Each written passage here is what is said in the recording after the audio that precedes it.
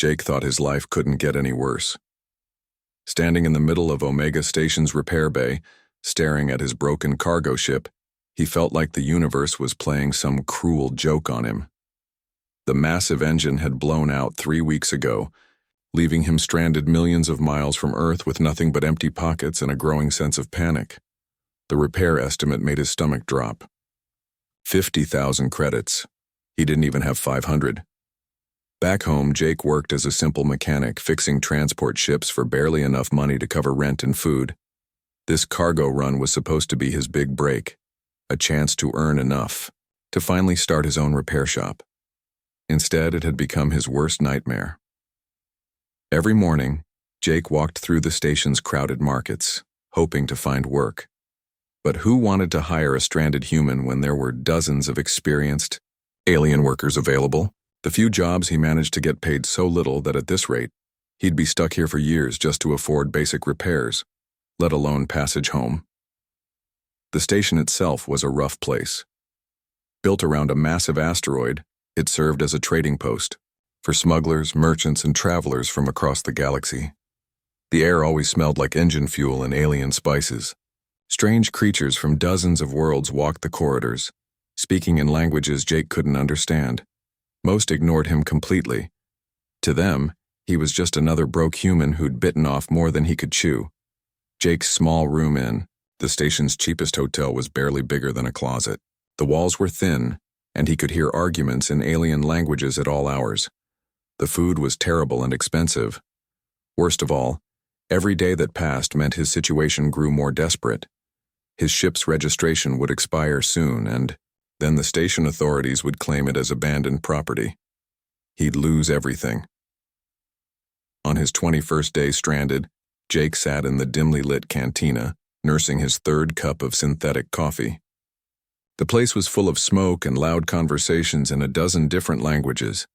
Alien music played from old speakers mounted on the walls.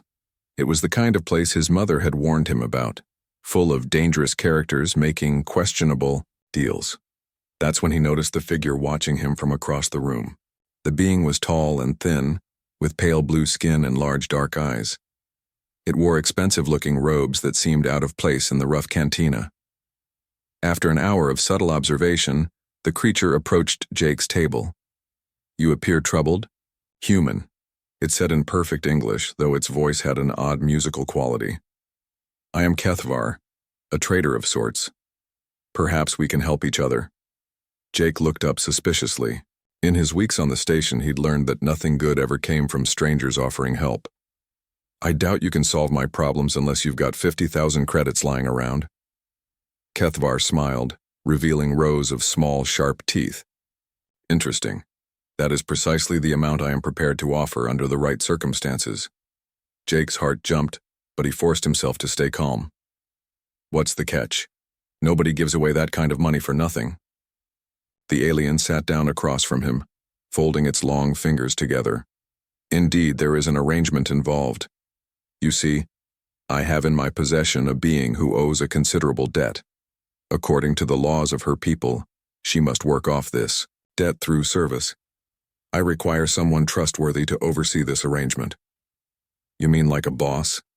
Jake asked, confused. "In a manner of speaking, she would live in your dwelling and perform household duties for exactly 1 Earth year. In exchange, I will pay for your ship repairs and provide transportation back to your world. Consider it a cultural exchange program." Jake frowned. Something about this didn't sound right. "What kind of debt are we talking about here? And why me?" Kethvar waved dismissively. "Family matters, quite common among her species. As for why you, I've observed you these past weeks. You treat even the lowliest station workers with respect. You pay your bills despite your limited resources. These qualities suggest you would be a fair employer." The offer seemed too good to be true, which in Jake's experience usually meant it was. But as he looked around the dingy cantina, thinking about his broken ship and dwindling options, desperation began to override caution. "What exactly would I be responsible for?" he asked carefully.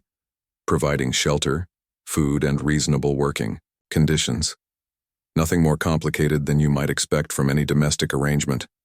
She speaks your language fluently and understands Earth customs. Jake rubbed his forehead, feeling the weight of the decision. This isn't some kind of trick, is it? I'm not agreeing to anything illegal or dangerous. Quite the contrary. The arrangement is perfectly legitimate according to interstellar law. I have all the proper documentation. Keithvar produced a small device that projected holographic text in multiple languages. Everything is clearly outlined. Looking at the complex legal language floating in the air before him, Jake realized he was in way over his head. But what choice did he have? Stay stranded on this awful station forever? Or take a chance on what sounded like a straightforward business arrangement? She's not dangerous, right? Jake asked. I mean, I live in a small apartment.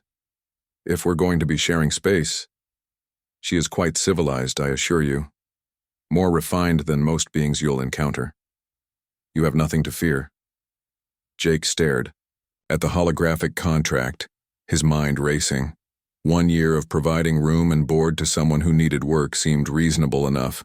It wasn't like he'd be keeping a prisoner, just helping someone work off debt while getting his life back. On track. When would this start? He heard himself asking. Immediately. Sign now and your ship will be repaired within days. You'll be home within the week. The word home hit Jake like a physical blow. He thought about his tiny apartment back on Earth, his job at the transport yard, even his annoying neighbors. All of it seemed like paradise compared to being trapped on this station. With trembling hands, Jake reached for the contract display. What's her name? All details will be provided when you meet her, Keithvar said smoothly. Do we have an agreement? Jake looked around the cantina one more time, at the rough crowd and the dirty walls and the uncertain future stretching ahead of him. Then he pressed his thumb to the contract scanner, officially sealing the strangest deal of his life. Excellent, Keithvar said, the hologram disappearing. She will arrive at Docking Bay 7 tomorrow at noon. I suggest you prepare yourself for quite an interesting year. As the alien stood to leave, Jake called out, Wait, what should I expect? What's she like?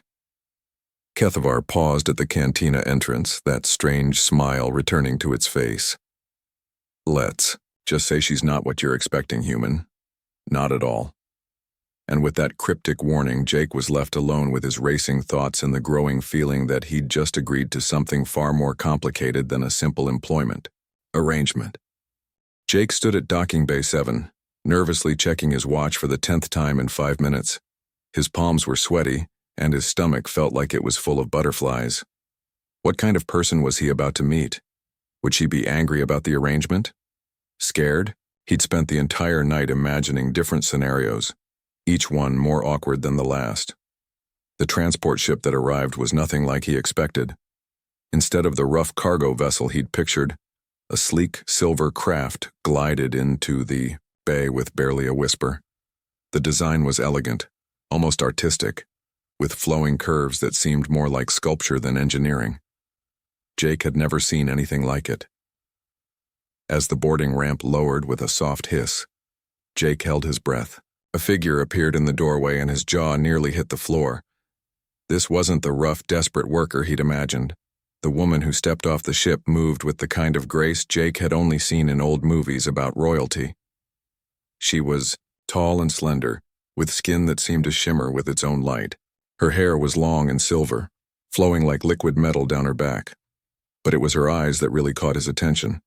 They were the deepest blue he'd ever seen, like looking into the ocean on a clear day. Everything about her suggested someone important, someone who belonged in palaces, not working as hired help. You must be Jake, she said, her voice carrying a musical accent that made even his simple name sound beautiful. I am Lyra. I believe we have an arrangement. Jake stumbled over his words. Yes, that's me. I mean, I'm Jake. You're not what I expected. A small smile crossed her lips. I imagine not. Appearances can be deceiving, can't they? As they walked toward his ship, Jake couldn't help but notice how other beings in the docking bay reacted to Lyra. Alien workers stopped what they were doing to stare. A few even seemed to bow slightly as she passed. When Jake mentioned this, Lyra just shrugged. Some species are very polite to strangers, she said simply. It's considered good manners in many cultures. But Jake wasn't convinced. The way they looked at her wasn't just politeness, it was recognition, maybe even reverence. Like they knew exactly who she was. During the 3-day journey back to Earth, Jake's confusion only grew.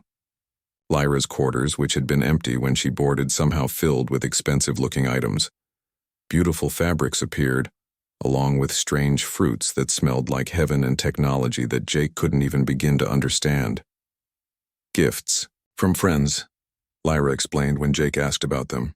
Word travels fast in space. People heard about my situation and wanted to help.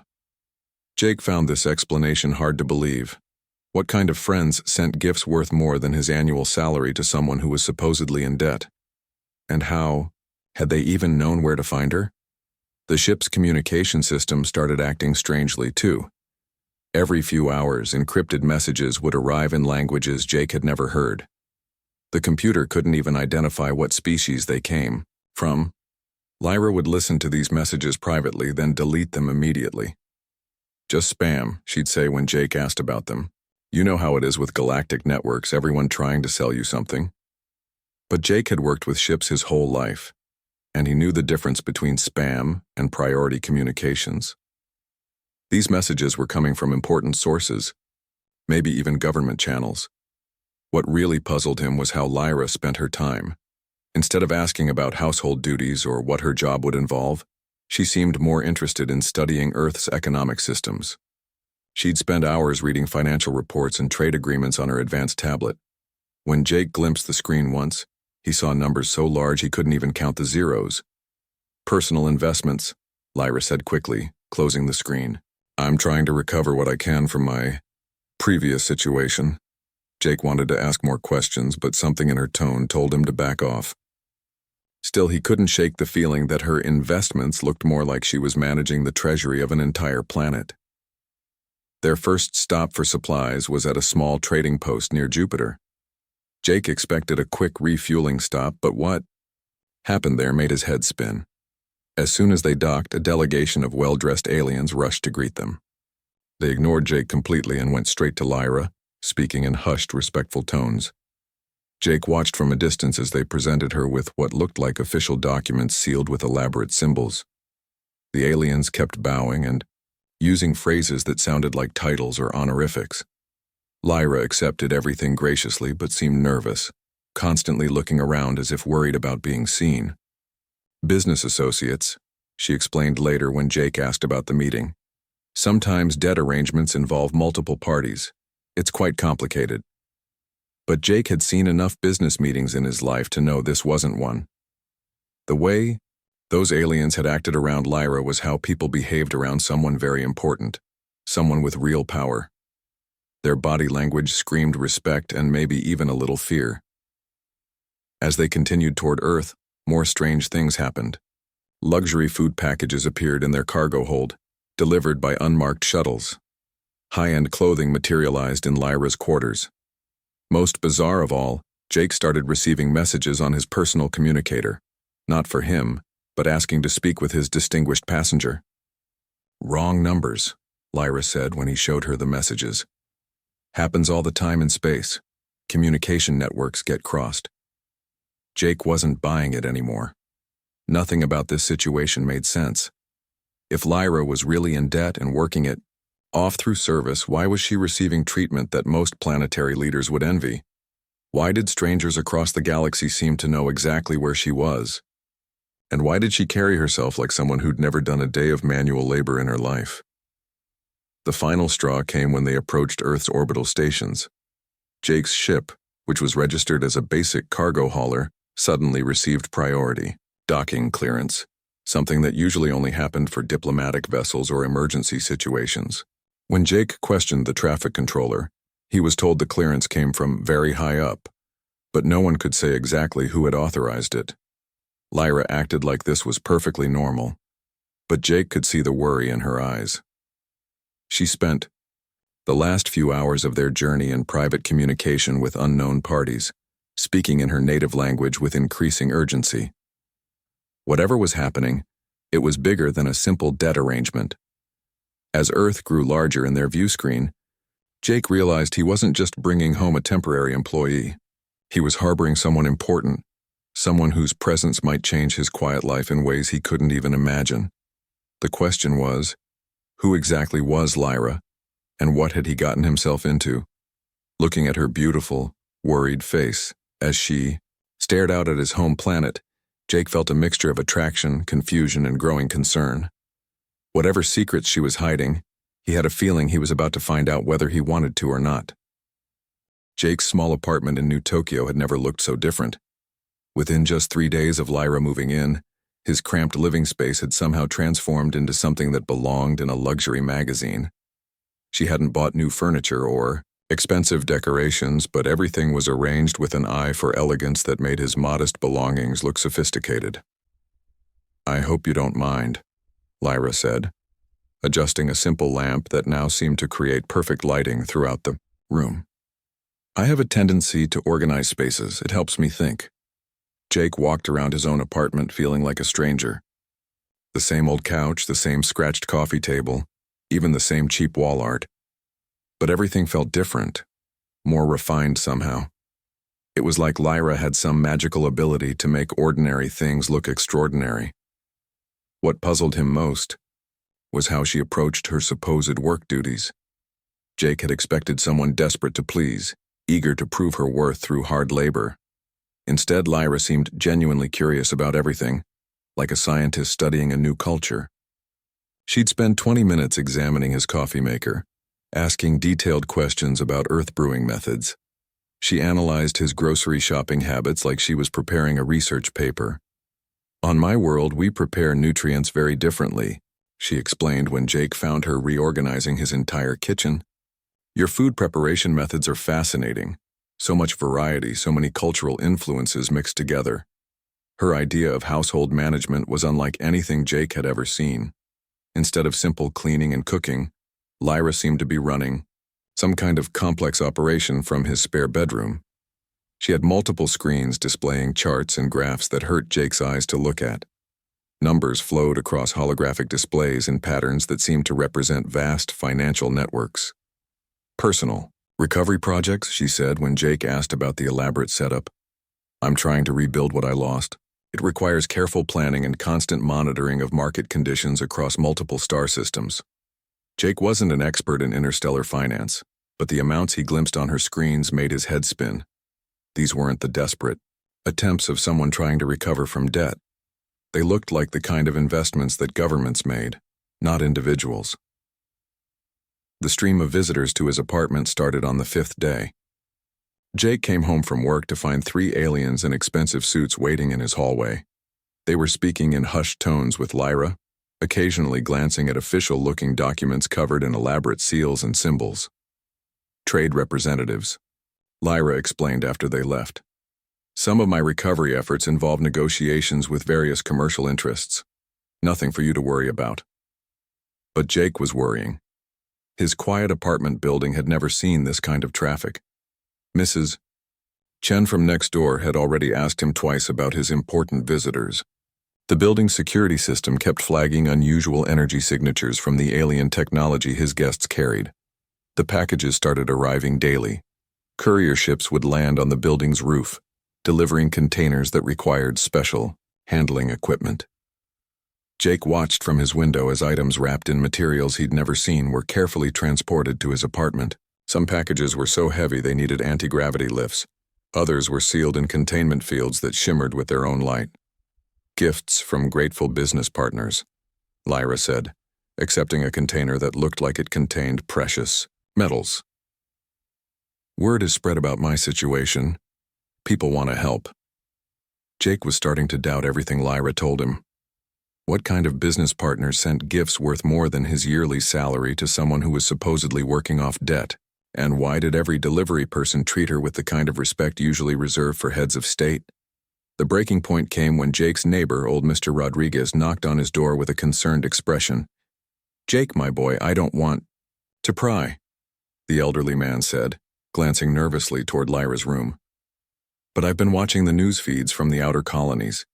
Some of those symbols on your visitors' packages, they look like royal insignia from the Velthar system." You know, the ones they use for official diplomatic pouches.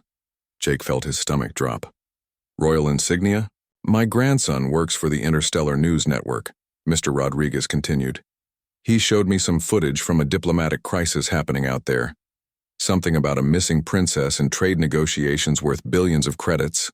The symbols looked exactly like what I've been seeing. That night, Jake couldn't sleep. He kept thinking about Mr. Rodriguez's words, about all the strange things he'd witnessed, about the way Lyra carried herself like someone who'd never been told, known her entire life. He started adding up all the inconsistencies, the luxury items, the respectful visitors, the complex financial operations, the royal treatment she received everywhere they went. The next morning, Jake decided to do some research. Using his work, computers' access to interstellar databases, he started looking up information about the Velthar system. What he found made his blood run cold. The system was one of the wealthiest in known space, ruled by an ancient royal family that controlled vast mining operations and trade routes. Current news feeds mentioned a diplomatic crisis involving the royal family's heir, a princess who had disappeared during negotiations with a neighboring system. The descriptions were vague, but they mentioned someone with silver hair and deep blue eyes, someone who looked exactly like Lyra. Jake's hands shook as he read article after article about the missing princess of Velthar. The economic impact of her disappearance was affecting trade across dozens of star systems. Diplomatic missions were searching for her across the galaxy. The royal family was offering rewards that could buy entire planets. When he got home that evening, Jake found Lyra in his living room having what looked like a very serious conversation with a group of aliens wearing official-looking uniforms. They were speaking in her native language, but their tone was urgent, almost pleading. When they saw Jake, the conversation stopped immediately. Diplomatic consultants, Lyra said quickly, as her visitors prepared to leave. There are some complications with my recovery efforts. Nothing serious. But Jake could see the worry in her eyes, the way her hands trembled slightly as she escorted her guest to the door. After they left, she spent the rest of the evening in her room, speaking in hushed, urgent tones to someone through her communication device. Jake sat on his couch, staring at the transformed apartment around him, thinking about everything he'd learned. If his suspicions were correct, he wasn't harboring a debt-ridden worker. He was hiding one of the most important people in the galaxy, someone whose presence on Earth could trigger an interstellar incident. The question that kept running through his mind was simple, but terrifying. What happened when the rest of the galaxy figured out where Princess Lyra of Velthar was hiding? And what would happen to him when they came looking for her? As if reading his thoughts, Lyra appeared in the doorway to her room, her beautiful face filled with an expression that looked like guilt mixed with fear. Jake, she said softly, we need to talk. Jake woke up to sirens blaring across the city. Emergency broadcasts were flooding every channel, interrupting regular programming with urgent messages. He stumbled to his window and looked up at the sky, his heart stopping at what he saw. Massive, ships hung in Earth's atmosphere like dark clouds, their hulls gleaming with technology beyond human understanding. This is not a drill, the emergency broadcast repeated. All citizens are advised to remain indoors. Unidentified vessels have entered Earth's orbital space and are requesting immediate diplomatic contact. Jake's hands were shaking as he turned toward Lyra's room. Her door was closed, but he could hear her speaking rapidly in her native language, her voice filled with stress and urgency. The pieces of the puzzle were finally falling into place, and the picture they formed terrified him. The apartment's communication system suddenly activated, displaying a holographic message in multiple languages. Jake watched in horror as the translation appeared in English. By order of the Royal Fleet of Velthar, we demand the immediate return of Her Royal Highness Princess Lyra. Earth authorities have 24 hours to comply or face serious consequences. Jake's legs gave out and he collapsed onto his couch. Princess, Royal Fleet. Everything Mr. Rodriguez had suspected was true. He wasn't harboring some debt-ridden worker. He was hiding actual royalty, and now her people had come looking for her with enough firepower to level cities. Lyra's door opened, and she stepped into the living room wearing what looked like ceremonial robes instead of her usual simple clothes. The fabric seemed to be woven with threads of light, and a delicate crown rested on her silver hair. She looked every inch the princess she actually was, and Jake felt like he was seeing her for the first time. "I suppose there's no point in pretending anymore," she said quietly, her musical voice carrying a weight of sadness Jake had never heard before. "You're really her," Jake whispered. "You're the missing princess everyone's been looking for." Lyra nodded, tears beginning to form in her deep blue eyes. "Princess Lyra of the House of Velthar, heir to the Crystal Throne, controller of the 7 mining nebulas, and future ruler of 12 star systems." She laughed bitterly. "Quite a mouthful, isn't it?"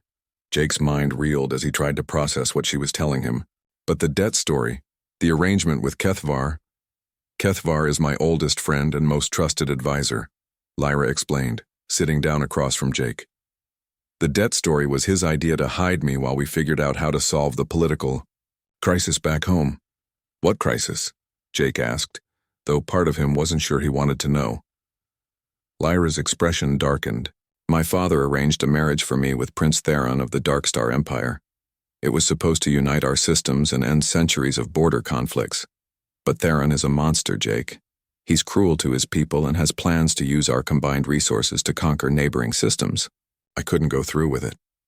She stood up and walked to the window, looking up at the massive ships hovering overhead. "So I ran. I left everything behind and fled across the galaxy, hoping my father's advisors could find another solution. Kethvar suggested hiding me on a remote world where no one would think to look for a princess." "Earth," Jake said, understanding dawning on him. "Earth," she confirmed. "A small, developing world on the edge of known space. The perfect place for someone to disappear for a while." Jake felt a strange mix of emotions: betrayal, fear, and something else he couldn't quite identify. "So everything between us was fake? Just part of your cover story?" Lyra turned from the window, her eyes blazing with sudden intensity. "No, Jake. That's the one thing that was real. I never expected to actually care about you, about this life we built together. You treated me like a person, not like a title, or a political asset. Do you have any idea how rare that is in my world?" Before Jake could respond, the apartment's emergency system activated again. This time, Earth's president appeared on the holographic display, flanked by military advisors and alien diplomats. "Citizens of Earth," the president said, his voice tense with barely controlled panic. "We are in communication with representatives of the Velthar Royal Fleet. They have assured us they mean no harm to our world, but they will not leave without retrieving someone they claim is on our planet." Jake watched Lyra's face crumble as the president continued. "If anyone has information about the whereabouts of the individual they seek, please contact authorities immediately. The safety of our entire world may depend on it." "I have to go back," Lyra whispered, her voice breaking. "I can't let innocent people suffer because of my choices." "What happens if you go back?" Jake asked, already dreading the answer. "I'll have to marry Theron. My father won't have any choice. The political pressure will be too great. The wedding will unite our empires, and Theron will have access to resources that will make him the most powerful ruler in the galaxy." Jake stood up, moving toward her. "There has to be another way." Lyra shook her head sadly. "You don't understand how these things work in royal families, Jake. Personal happiness doesn't matter when entire civilizations are at stake. I had my chance to be normal, to be happy, and now it's over." The communication system activated once more, this time displaying a direct message to their apartment. A stern-faced alien in elaborate military dress appeared, speaking in heavily accented English. "Princess Lyra, we know you are receiving this transmission. Your father, King Valdris, has ordered your immediate return. Every hour you delay puts strain on the peace negotiations. Your people need you." Lyra closed her eyes, and Jake could see her internal struggle playing out across her beautiful features. When she opened them again, her expression had changed. The scared, uncertain woman was gone, replaced by someone who carried the weight of royal responsibility. "I'll need a few hours to prepare," she said to the transmission. Tell my father I will return, but I want guarantees about Earth's safety. Your Highness, the military commander replied with obvious relief. The king has authorized me to begin immediate preparations for your departure. Earth will not be harmed. As the transmission ended, Jake felt his world collapsing around him. So that's it? You just leave? Lyra turned to him, tears streaming down her face. What choice do I have? If I stay, they'll keep pressuring Earth. They might even use force. I won't be responsible for people getting hurt because of me. Jake wanted to argue, to find some solution that would let her stay, but deep down he knew she was right. The woman he'd grown to care about wasn't just Lyra. She was a princess with responsibilities to billions of people across multiple star systems. I never meant for this to happen, she said softly. I never meant to fall in love with you, Yoam. Words hit Jake like a physical blow. Love. She'd said it out loud, the thing they'd both been feeling but neither had dared to acknowledge. And now, just when it was finally spoken, she was about to leave forever. Outside the window, the Royal Fleet's ships began moving into departure formation, and Jake realized he was about to lose the most important thing that had ever happened to him. The next few hours passed like a blur of activity that Jake could barely process. Government officials flooded his apartment building, setting up communication equipment and security barriers. Earth's leaders were in constant contact with the Velthar fleet, negotiating the terms of Lyra's departure while trying to prevent an interstellar incident. Jake sat in his kitchen, watching Lyra pack her belongings with the efficiency of someone who'd done this before. She moved with purpose now, every gesture reflecting her royal training. It was like watching her transform back into someone he'd never really known. There's something I need to tell you before I go, Lyra said, sitting down across from him. She pulled out a small crystal device that projected holographic documents into the air between them. These are legal transfer papers. I'm giving you ownership of the Meridian mining station. Jake stared at the floating text, not understanding what he was seeing. What's a mining station? It's an asteroid mining operation in the belt between your Jupiter and Mars. It produces rare metals worth about 50 million Earth credits per year. Lyra's voice was calm, businesslike, but Jake could see the emotion she was trying to hide. Consider it payment for your kindness. 50 million? Jake's voice cracked. Lyra, I can't accept that, it's too much. It's nothing compared to what my family controls, she said with a sad smile. And besides, you'll need resources for what comes next. What comes next? Lyra touched another control, and new documents appeared. I'm also establishing a cultural exchange program between Earth and Velthar, official diplomatic status, permanent trade agreements, and regular travel between our worlds. Jake's heart jumped as he began to understand what she was suggesting. You mean, I won't be gone forever. 3 months each year I'll be able to come to Earth as part of my diplomatic duties. And you, as the Earth representative for Velthar mining operations, will need to visit my world regularly for business meetings. Before Jake could respond, a commotion outside drew their attention. Through the window, they could see a massive shuttle landing in the street, its golden hull gleaming with royal insignia. Tall figures in elaborate robes emerged, followed by what looked like an entire diplomatic corps. My father's personal representatives, Lyra explained, her voice tightening with nervousness. The real negotiations are about to begin. What followed was the strangest 6 hours of Jake's life. His small apartment became the center of interstellar diplomacy, as Earth's leaders met with Velthar royalty to discuss trade agreements, territorial boundaries, and cultural exchange programs. Jake found himself sitting at the same table as presidents and alien nobles, somehow having become a key figure in historic negotiations. The breakthrough came when Lyra presented her alternative to the arranged marriage.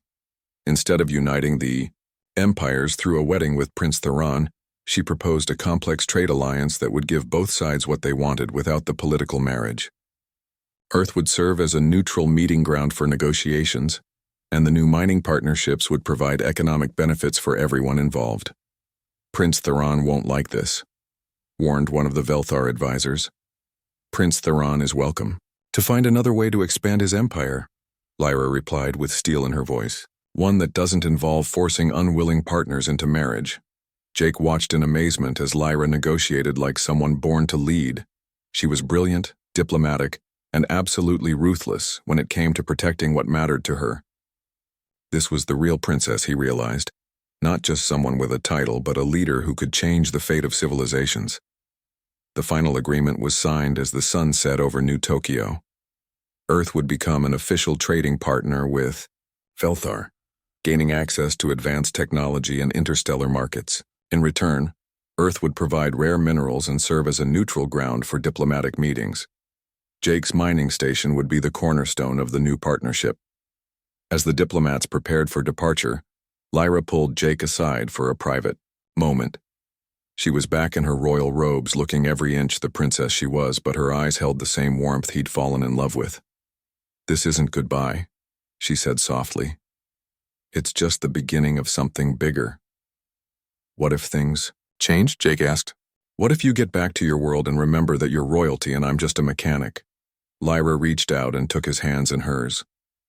"Jake, do you know what the most valuable thing in the galaxy is?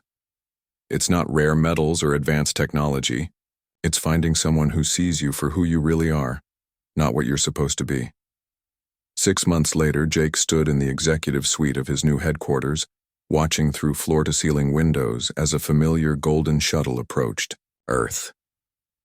His life had changed in ways he never could have imagined. The former mechanic now ran one of the most successful interstellar mining operations in known space, employing hundreds of people and contributing to Earth's growing prosperity. But none of that mattered compared to seeing Lyra step off the shuttle, no longer hiding who she was. She walked toward him wearing a simple Earth-style dress, her royal crown replaced by a casual hat, looking like the perfect blend of princess and the woman who'd shared his small apartment. "Your Majesty," Jake said with a formal bow, grinning as she approached. "Oh, shut up," Lyra laughed, throwing her arms around him. "I told you to call me Lyra."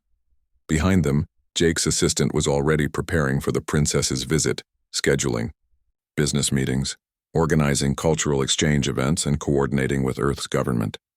But for now, Jake just held the woman he loved, marveling at how a desperate deal made in a seedy space station cantina had led to the most incredible adventure of his life. "So," Lyra said, pulling back to look at him with those deep blue eyes that had first captivated him, ready to see what running a galactic empire really looks like. Jake thought about his old life, fixing broken ships for barely enough money to survive, and compared it to this new reality where he was part of something that spanned star systems.